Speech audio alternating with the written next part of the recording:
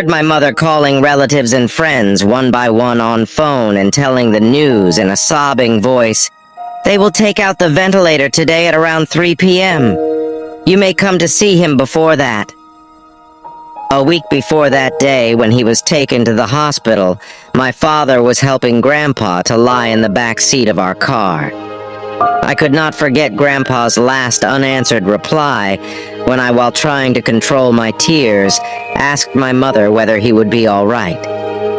Grandpa called me by weak gesture and softly caressed my hair as he generally used to do. But very soon, his hand slipped away from my head, holding the left part of his chest to unsuccessfully stop the rising pain. He was struggling to breathe normally. He was the same man who once almost ran to the market in heavy rain to buy an inhaler for me when I lost the one in school, and was a little breathless because of the asthma I had.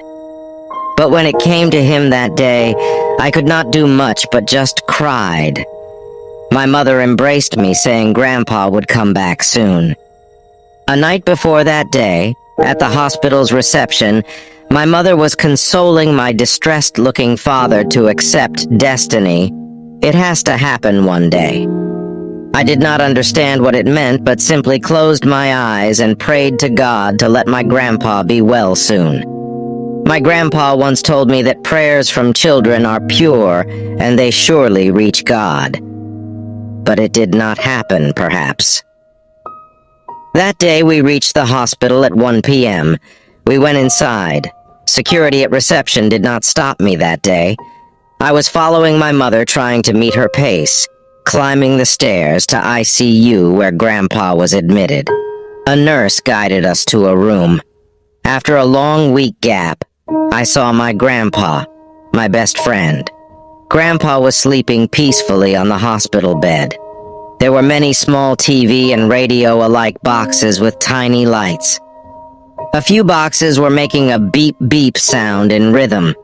I knew that the sound was fading heartbeats of my best friend, my grandpa. Then I saw my father, with red and swollen eyes, sitting close to Grandpa's bed. My mother could not control herself. She started sobbing loudly, kneeling at my father's shoulder. My father gently stood up and took my crying mother out of the room. I was left alone with the most adorable man of my life. I went close to him where my father was sitting just a few seconds back. I watched the face of my dear grandpa. There was no pain.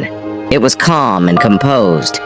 Even with a few plastic tubes in his nose and mouth and a white foggy gas mask on it, I found his face quite charming and graceful. I started caressing Grandpa's hair. I wished that he utter my name. Just once. It was the same mouth that told me so many stories every day until I slept. I was waiting for his eyes to be opened, to see me last time. But he continued sleeping. These were the old eyes that never got tired of enjoying watching my toys, my drawing, my homework, my mark sheets. Then I looked at his hand. It was the same hand that used to caress my hair. I held his palm in both hands. I tried measuring my palm with his. Nothing had changed. His palm was still larger than mine. I touched his index finger.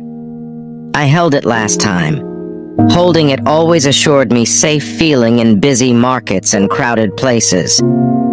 I took out my inhaler from my pocket and kept it on a nearby table where already many medicines were kept scattered. I remembered once my grandpa told me that the inhaler was my life savior. I murmured in Grandpa's ear, "Don't worry, Grandpa. You would get well soon. I kept your inhaler to save you." "It's a boy," exhilarated voice of my father brought me back to my present.